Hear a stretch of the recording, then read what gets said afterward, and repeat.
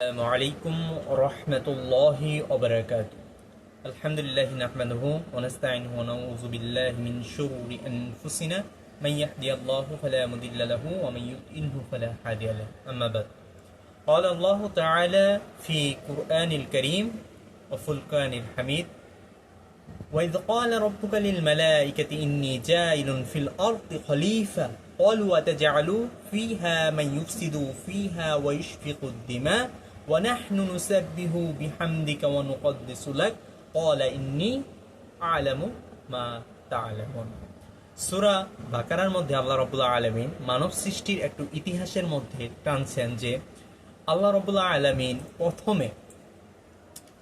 প্রথমে মানব সৃষ্টির জন্য যখন ফেরেশতাদের সাথে একটু সলা পরামর্শ করলেন, তখন আল্লাহ রাব্বুল আলামিন বলল যে আমি পৃথিবীতে মানুষ আমার প্রতিনিধি খলিফা পাঠাতে চাই, তোমরা কি বলো? তখন ফেরেশতারা বলল, হে আল্লাহ, আপনি কি এমন জাতিকে সৃষ্টি করতে যাচ্ছেন? হে মাবুদ, আপনি কি এমন জাতিকে সৃষ্টি করতে যাচ্ছেন তারা পরস্পর দাঙ্গা হাঙ্গামা করবে, তারা পরস্পর রক্তপাত ঘটাবে, তারা পরস্পর মারামারিতে লিপ্ত হবে? তাসবিহ তাহলিল এগুলা আদায়ের জন্য তো আমরাই যথেষ্ট, আমরাই তো আপনার তাসবিহ আদায় করছি। এই সমস্ত কথা বলার পর আল্লাহ রাব্বুল আলামিন বলেন, আমি যা জানি তোমরা তা জানো না। তখন হযরত আদম আলাইহিস সালামকে আল্লাহ পাক সৃষ্টি করলেন। সৃষ্টি করার সময় হযরত মিকাইল আলাইহিস সালামকে পৃথিবীতে পাঠাইলেন মাটি আনার জন্য। তখন মাটিকে যখন স্পর্শ করবে, তখন মিকাইলকে মাটি জিজ্ঞাসা করলো, ওহে আল্লাহর গোলাম, তুমি কেন আমাকে ধরছ? আমি তোমাকে যে রব পাঠিয়েছে আমি সেই রবের তাসবিহ আদায় করছি, আমাকে নিও না। তখন হযরত মিকাইল আলাইহিস সালামের মায়া লাগে, তখন মিকাইল আলাইহিস সালাম চলে যায়। তখন হযরত জিবরাইল আলাইহিস সালামকে পাঠায়, একই অবস্থা। তখন হযরত ইসরাফিল আলাইহিস সালামকে আসে, তখন অনুমতি চায়, ও আল্লাহ তোমাকে নিয়ে যেতে বলছে। তখন তিনিও মাটি আবারও নিষেধ করে। তখন আল্লাহ রাব্বুল আলামিন হযরত আজরাইল আলাইহিস সালামকে পাঠাইলেন। আজরাইল আলাইহিস সালাম খপ করে মাটিকে ধরে ফেলছে। তখন মাটিকে ধরে ফেলার পর যখন নিয়ে গেছে, তখন মাটি প্রশ্ন করলো, তুমি আমার গায়ে হাত, আমার অনুমতি ছাড়া গায়ে হাত দিলে কেন? তখন মাটিকে হযরত আজরাইল আলাইহিস সালাম বললেন, তুমি যে রবের তাসবিহ আদায় করছো, সেই রব আমাকে পাঠিয়েছে তোমাকে নিয়ে যাওয়ার জন্য।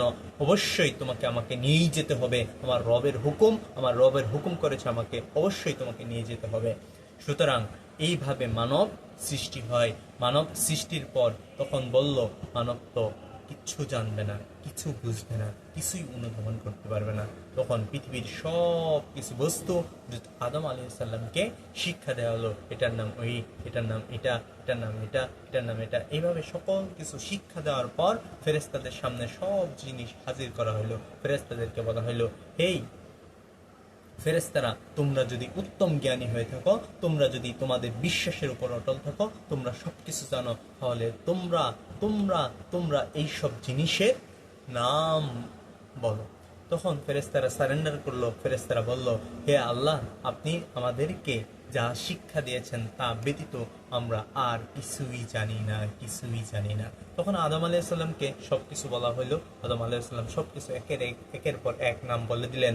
তখন ফেরেশতাদের সম্মুখে শ্রেষ্ঠত্ব দান করলেন হযরত আদম আলাইহিস সালামকে, এবং সেই সাথে যখন আদম আলাইহিস সালামকে শ্রেষ্ঠত্ব প্রদান করলেন, তখন সকল ফেরেশতাদেরকে বলল, তোমরা আদমকে সিজদা করো। তখন সকলেই সিজদা করলো, হযরত আজরাইল শয়তান ব্যতীত।